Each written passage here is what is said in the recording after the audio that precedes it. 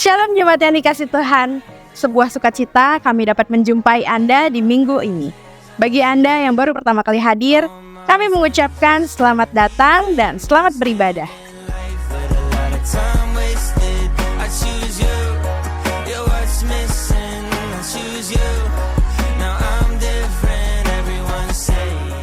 Jangan lupa tema kita tahun ini berbuah dan bermultiplikasi. Dan berikut adalah beberapa pengumuman untuk 1 minggu ke depan.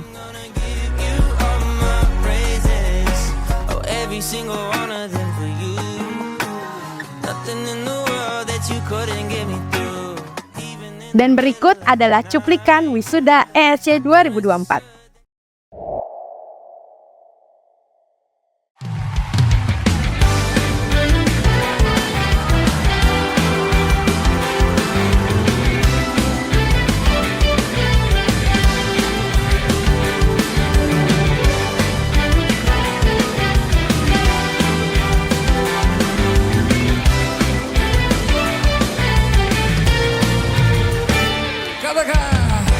Kau Tuhan yang mulia, turun ke dunia untuk tebus segala dosa.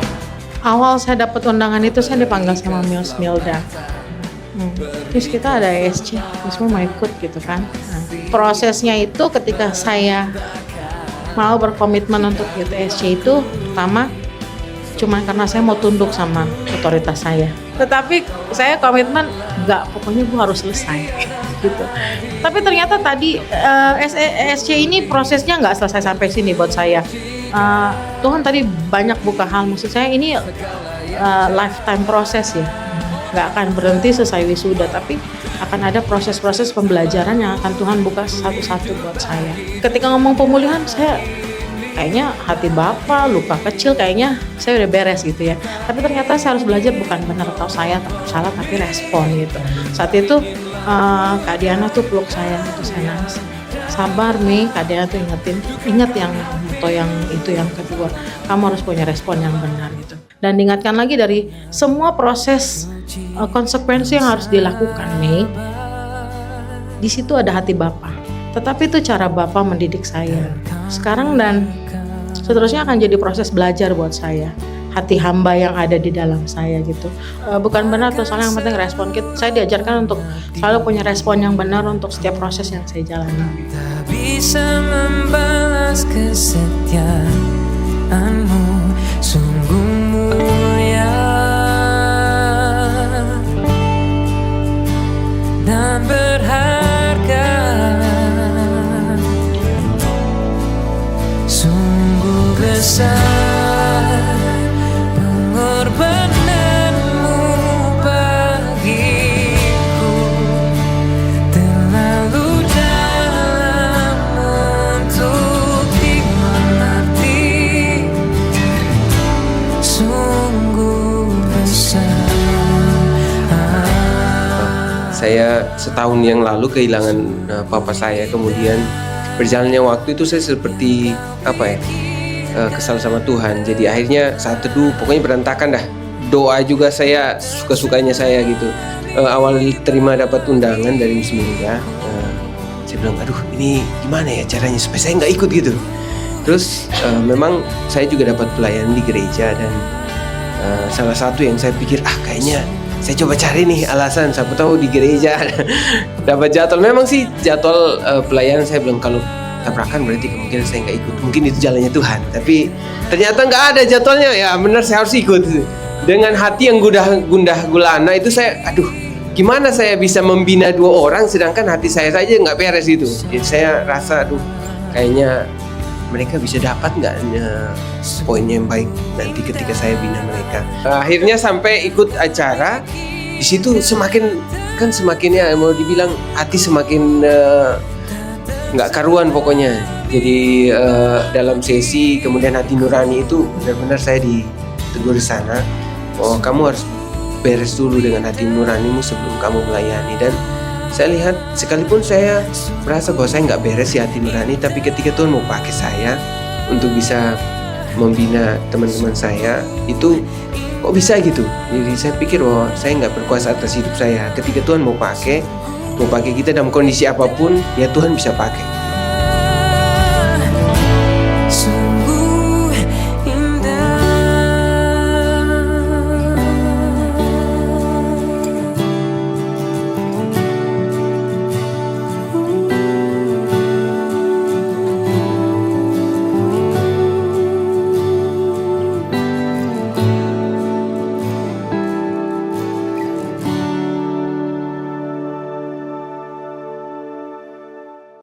Komsel berdoa akan dimulai pada hari Jumat tanggal 21 Juni 2024. Berdoa ini akan dilakukan di komsel masing-masing. Mari kita sama-sama membangun hubungan melalui doa secara korporat. All my friends just wanna be famous, living life with a lot of time wasted. I choose you, you're what's missing. I choose you. Kita bikin romantis, bikin paling romantis. Sambil bermain mata turun ke hati, hatinya jatuh. Kita bikin romantis, yang paling romantis. Sambil gandengan tangan, hati pelukan. Jemaat dapat memberikan persembahan, persepuluhan, dan pelayanan melalui rekening BCA atas nama Beta Sandi Tenggara dan Petrus Ariana. Dana misi pada rekening BCA atas nama Doni Freddy dan Petrus Ariana. Persembahan misi dengan rekening BNI atas nama Gereja Yesus Kristus Tuhan atau melalui QR Code berikut ini. Jemaat juga dapat memberikan persembahan melalui kotak yang telah disediakan. Demikianlah Bad News Update minggu ini. Kami mengucapkan selamat berakhir pekan. God bless you all.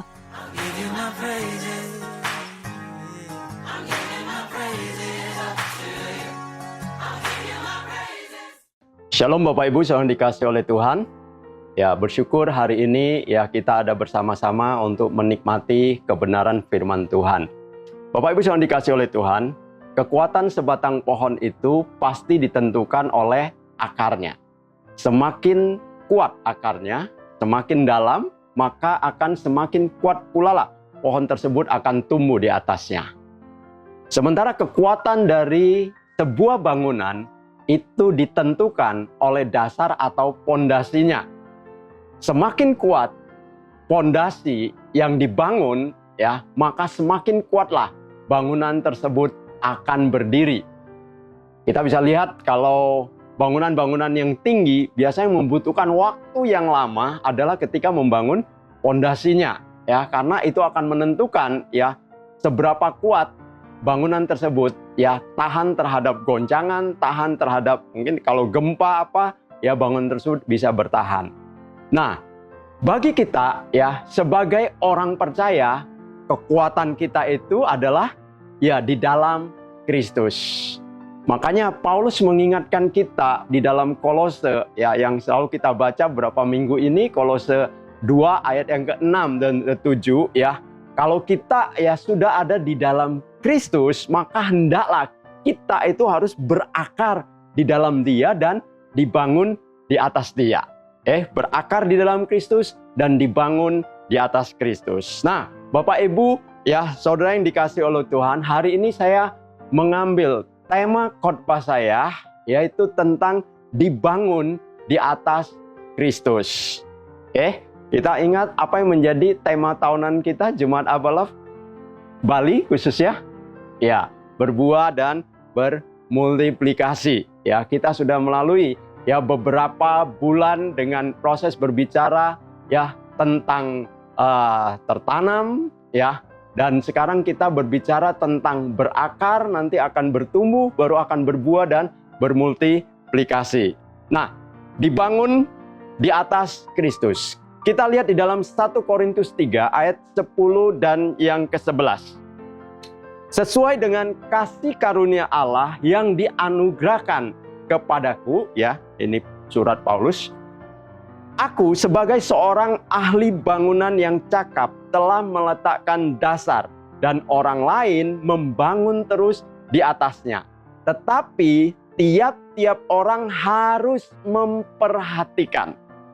bagaimana ia harus membangun di atasnya.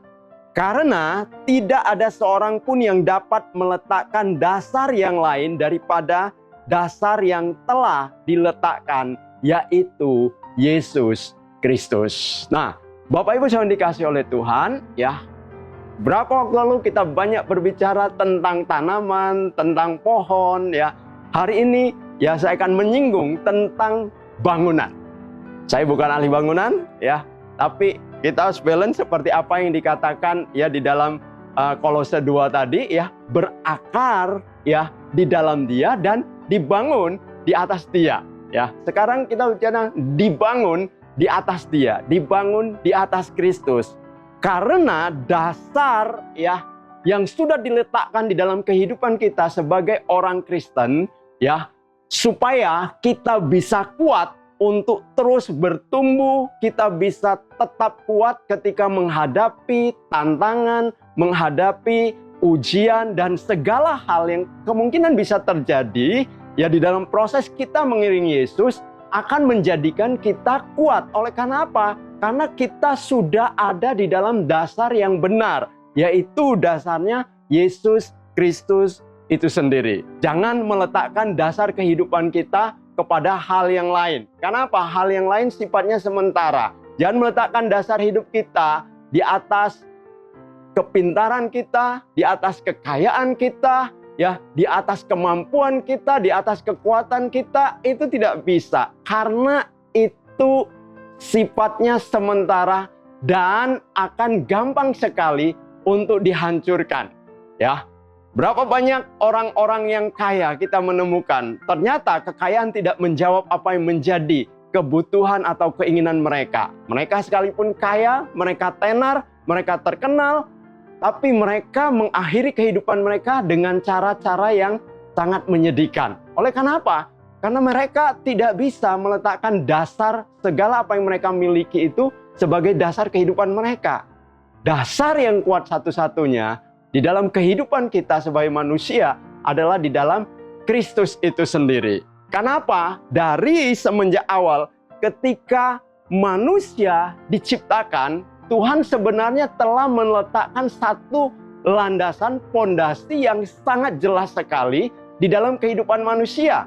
Nah, kalau manusia menyadari proses ini, lalu mengikuti kehidupan atau mengikuti hal yang telah Tuhan letakkan sebagai pondasi, ya, untuk mereka membangun kehidupan mereka, maka saya mempercayai inilah yang akan menjadikan kita ini akan bertumbuh dan menjadi kuat. Nah, hari ini saya akan membawa Bapak Ibu Saudara untuk melihat, ya, sebenarnya Tuhan sudah membangun proses dasar tersebut, ya, ketika Dia menciptakan manusia, ya, di tengah-tengah dunia ini.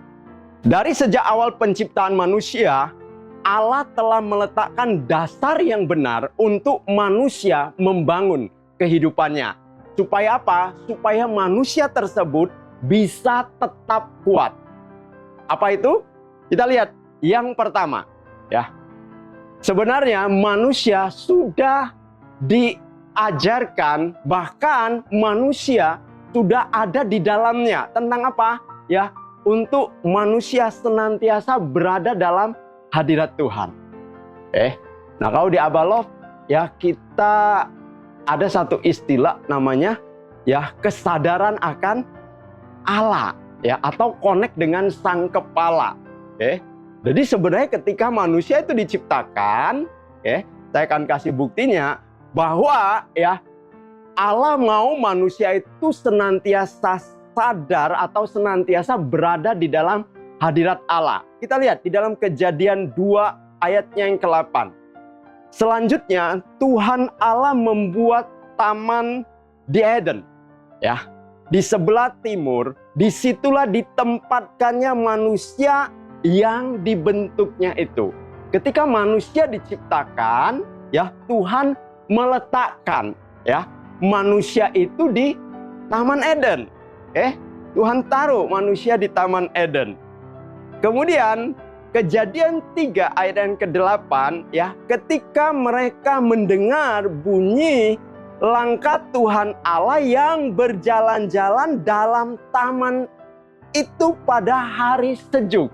Jadi manusia sudah ditaruh di Taman Eden dan Tuhan selalu berjalan-jalan di taman itu untuk bertemu dengan manusia, untuk bersekutu dengan manusia. Alkitab mencatat ini ya sebelum kejatuhan manusia ke dalam dosa.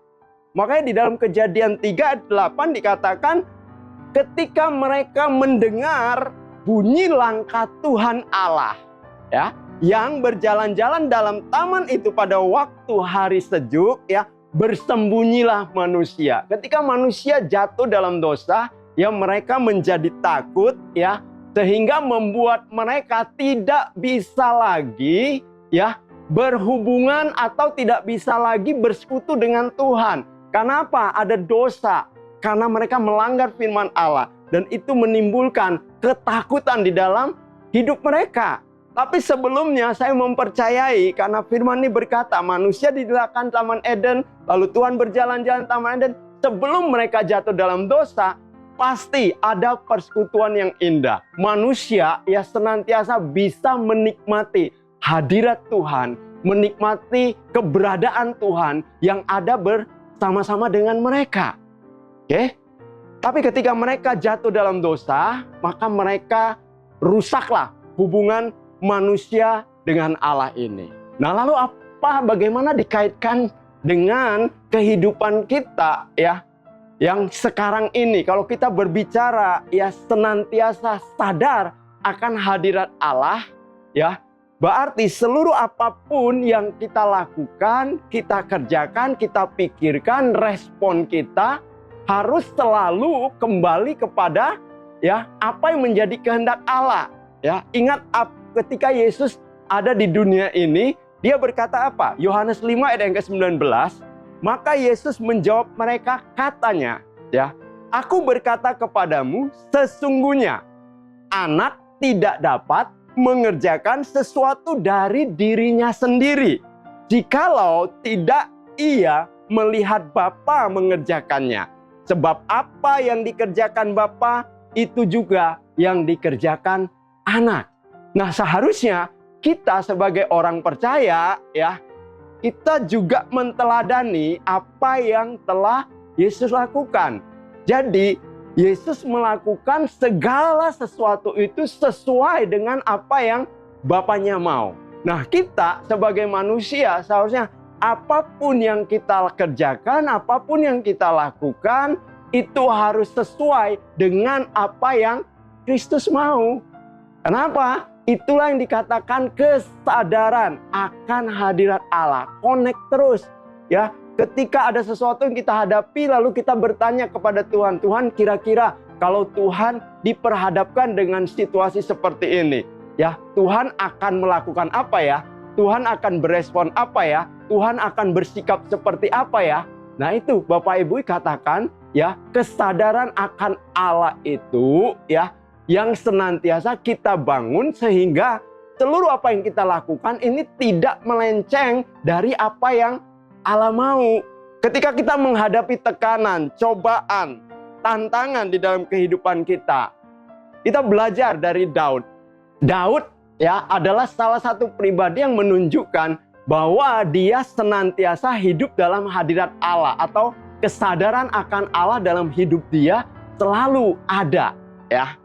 Ya meskipun dia sempat jatuh ya, manusia, namanya manusia bisa jatuh. Ketika dia leha-leha di atas suatu istana yang lihat Batsheba mandi, dia jatuh dalam dosa. Kesadaran akan Allahnya waktu itu hilang. Ya kan, dia tidak bertanya kepada Tuhan, Tuhan kira-kira kalau saya lihat wanita itu apa yang saya lakukan ya? Mungkin dia tidak bertanya pada waktu itu ya, tapi di dalam seluruh proses kehidupannya, sebagian besar dalam proses kehidupannya kita bisa melihat bagaimana kesadaran akan Allah di dalam kehidupan Daud itu demikian luar biasa. Karena ketika dia mau melakukan apapun, dia selalu bertanya kepada Tuhan. Ya Tuhan kira-kira ya kan, apa yang harus saya lakukan? Saya maju berperang atau tidak? Ya, apakah saya akan menyerang? Apakah saya akan bertahan? Kalau saya menyerang, bagaimana saya harus menyerang? Bapak Ibu bisa baca semuanya di dalam kisah kehidupan Daud ya. Bagaimana kesadaran akan Allah demikian luar biasa dalam hidup dia. Sehingga lahirlah ya Mazmur 23 yang kita tahu semua ya. Daud menceritakan tentang Tuhan itu adalah gembalanya. Ini yang luar biasa kalau kita bisa benar-benar menghayati ya apa yang Daud tulis di dalam Mazmur pasal yang 23. Sebenarnya ini menjadi kekuatan di dalam hidup kita untuk kita membangun kesadaran akan Allah senantiasa ya. Daud berkata, Tuhan adalah gembalaku, takkan kekurangan aku ya. Bapak Ibu yang dikasihi oleh Tuhan, apakah kita selalu ribut kekurangan di dalam hidup kita? Belajarlah dari Daud, dia selalu berkata, takkan kekurangan aku. Karena apa? Dia mempercaya Tuhan sanggup mencukupi dia.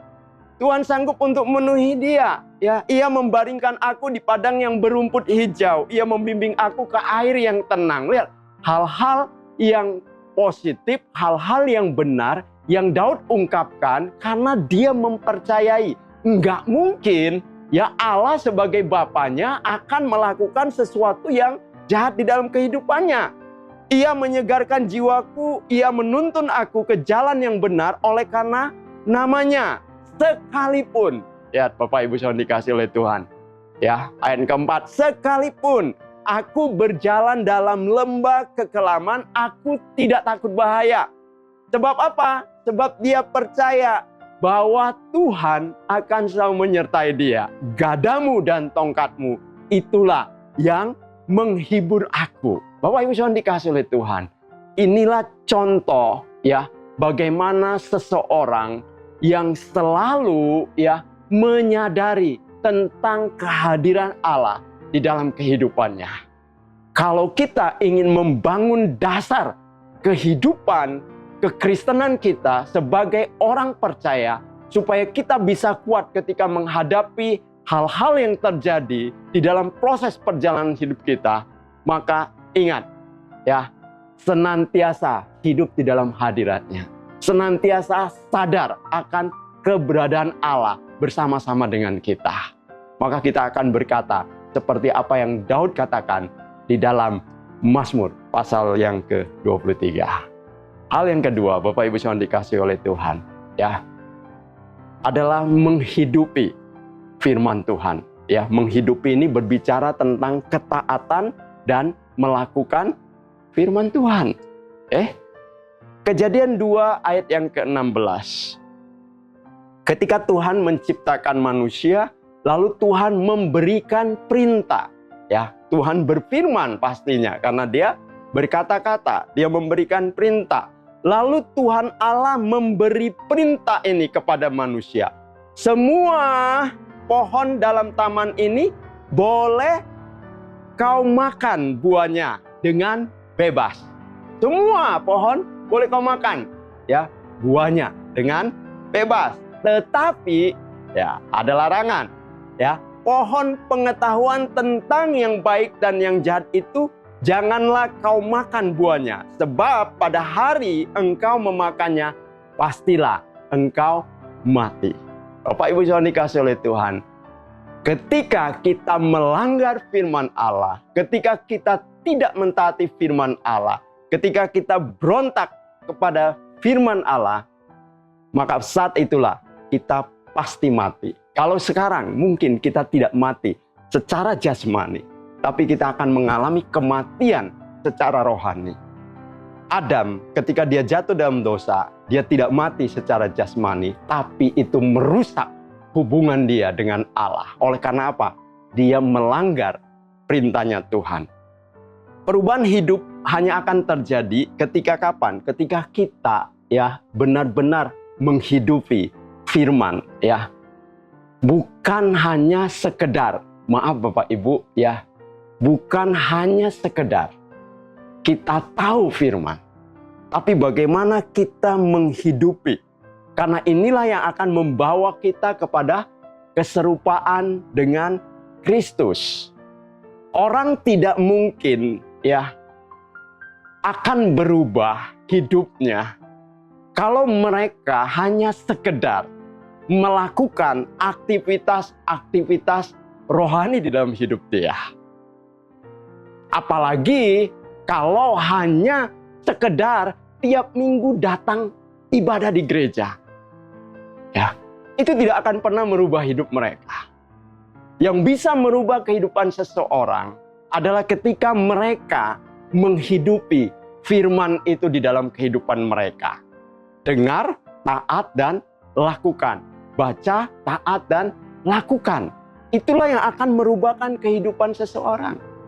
Ya, seorang penginjil terkenal, Billy Sunday berkata, membawa kuda ke dalam garasi mobil, ya, tidak akan mengubahnya menjadi mobil. Taruh kuda di dalam garasi, mau sampai lebaran kuda sekalipun, ya, itu kuda tetap kuda, tidak akan pernah rubah jadi mobil. Tapi banyak orang berpikir, ya, oleh karena mereka ada di dalam gereja, gedung gereja, ya mereka melakukan aktivitas-aktivitas rohani, mereka berpikir bahwa itu akan mengubah mereka, akan menjadi lebih baik, lebih benar, lebih suci, ya. Tidak, saudara. Tapi ketika menghidupi firman itulah, ya, yang akan mengubahkan kehidupan seseorang. Yohanes 15 ayat yang keempat berkata, tinggallah di dalam aku dan aku di dalam kamu. Sama seperti ranting tidak dapat berbuah dari dirinya sendiri kalau ia tidak tinggal pada pokok anggur. Demikian juga kamu tidak berbuah jikalau kamu tidak tinggal di dalam aku. Tinggallah di dalam aku, di dalam Kristus, di dalam firman-Nya, dan firman itu tinggal di dalam kita. Maka kita baru bisa berbuah, kita baru bisa, ya, bermultiplikasi. Jadi Bapak Ibu saudara dikasih oleh Tuhan, kalau hari-hari ini kita terus, ya kan, diingatkan, ya, kita terus, ya, diberitahukan supaya setia di dalam pembacaan perenungan firman. Tujuannya apa? Supaya firman itu mempengaruhi, ya, firman itu menginspirasi, bahkan firman itu benar-benar melingkupi kehidupan kita, supaya hidup kita itu bisa dituntun oleh kebenaran firman tersebut. Jadi ingat, yang kedua adalah menghidupi firman Tuhan. Kalau engkau ingin, ya, kehidupan kekristenanmu kuat atau dibangun di atas dia, maka hidupilah firman Allah itu. Kalau tidak, kita tidak sedang membangun di atas Kristus, tidak, ya. Kita sedang membangun di atas dasar yang lainnya. Hal yang ketiga, ya, yang Tuhan berikan, ya, ketika Dia menciptakan manusia pertama sekali adalah tanggung jawab yang harus dikerjakan. Kejadian 2 ayat ke-15, Tuhan Allah mengambil manusia itu dan menempatkannya dalam Taman Eden untuk mengusahakan dan memelihara taman itu. Ada tanggung jawab yang Tuhan berikan. Tanggung jawab yang awal ketika Allah menaruh manusia di Taman Eden adalah mengusahakan dan memelihara taman itu. Lalu tanggung jawab yang lebih besar lagi, ya, yang Tuhan berikan kepada manusia bukan hanya mengusahakan dan memelihara taman, ya. Kejadian 1 ayat ke-28, setiap kita pasti tahu Allah memberkati mereka, lalu Allah berfirman kepada mereka, beranak, cuculah dan bertambah banyak. Penuhilah bumi dan taklukkanlah itu. Berkuasalah atas ikan-ikan di laut dan burung-burung di udara dan atas segala binatang yang merayap di bumi. Ini tanggung jawab yang Tuhan berikan kepada manusia. Sesuatu yang sangat-sangat besar sekali yang harus manusia lakukan ketika, ya, Allah menciptakan manusia. Nah, jadi Bapak Ibu saudara dikasih oleh Tuhan, jangan kita berpikir, ya, karena semua hal itu dari Allah, lalu kita nggak melakukan apa-apa. Tidak bisa. Kita harus melakukan apa yang menjadi bagian kita sebagai manusia, dan hal-hal yang kita tidak bisa lakukan, ya, serahkan kepada Allah. Karena Dialah yang mampu mengerjakan dan melakukannya. Makanya kenapa manusia itu harus berdoa. Orang berdoa karena mereka tahu ada hal-hal yang mereka tidak sanggup untuk mereka kerjakan. Tapi orang yang tidak pernah berdoa, mereka merasa segala hal mereka bisa lakukan. Ya, makanya mereka tidak berdoa. Jadi hari-hari ini kalau Bapak Ibu ya jarang berdoa atau tidak pernah berdoa, jangan-jangan Bapak Ibu sedang hidup di dalam zona nyaman. Karena merasa segala hal itu bisa dilalui dengan aman, segala hal bisa dilalui dengan tenang, tidak ada masalah, tidak ada kesulitan, tidak ada tantangan.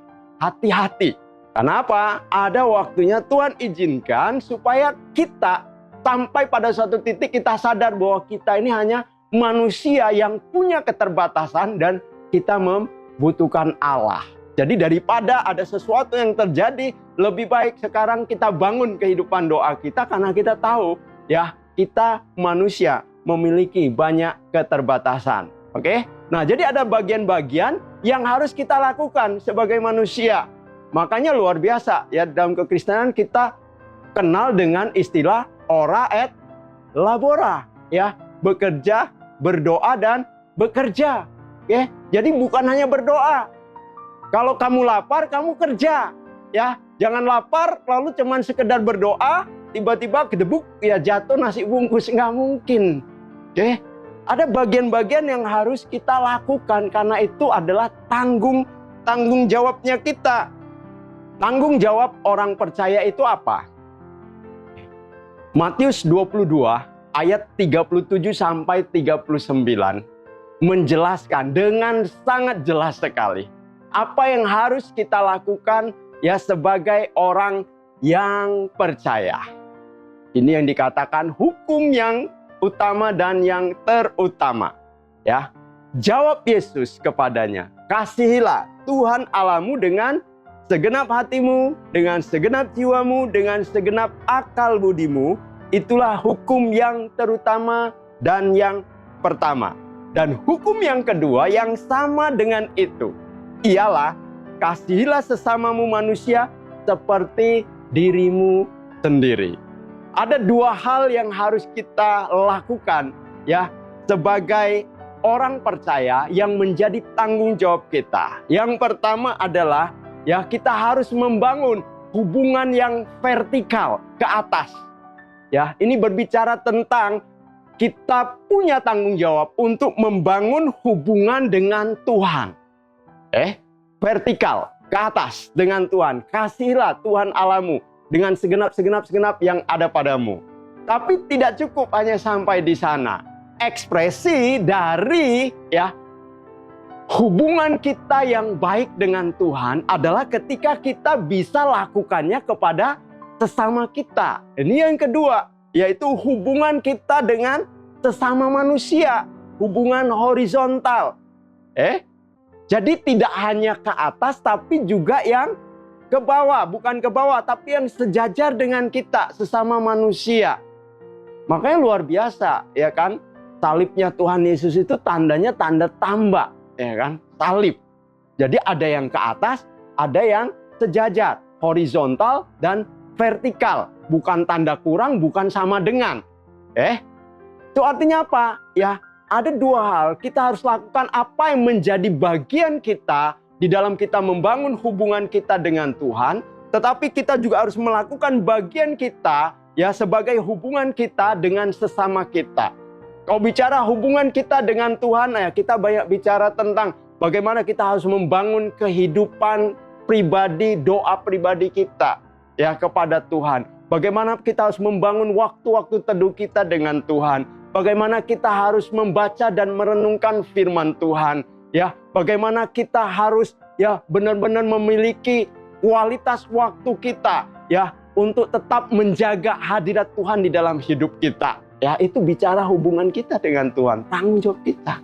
Ya. Lalu kalau kita berbicara tanggung jawab kita, hubungan kita dengan sesama kita adalah bagaimana kita setia ya di dalam proses ya ketika Bapak Ibu datang beribadah bersekutu bersama, ini berbicara tentang ya hubungan dengan sesama. Ketika Bapak Ibu ada di dalam komunitas sel, itu berbicara tentang sesama. Ada di dalam kelompok pemuritan, itu bicara dengan sesama. Ketika Bapak Ibu melakukan ya kan kegiatan pelayanan, ya misi atau apapun yang melayani orang-orang yang ada di sekitar kita, itu berbicara tentang hubungan kita dengan sesamanya kita. Itu tanggung jawab kita. Kalau tidak, kita berbicara tentang ya bahwa kita ini terang dan garam dunia tidak akan pernah terjadi. Ya kalau kita hanya, wah hubungan saya hanya dengan Tuhan saja. Nggak bisa, saudara. Oke? Nah jadi itu tanggung jawab kita. Orang selalu diperhadapkan kepada tanggung jawab yang harus dia selesaikan. Jangan hanya menuntut hak. Ya, kan selalu katakan ada hak dan kewajiban, hak dan tanggung jawab. Ya, orang lebih senang terima haknya ya daripada harus melakukan tanggung jawabnya. Nah, hari ini kita harus ya sadar ada tanggung jawab yang harus kita kerjakan. Kalau kita menyelesaikan tanggung jawab kita, baru kita bisa melihat hasil atau buah dari ya keberanian kita untuk menyelesaikan tanggung jawab tersebut.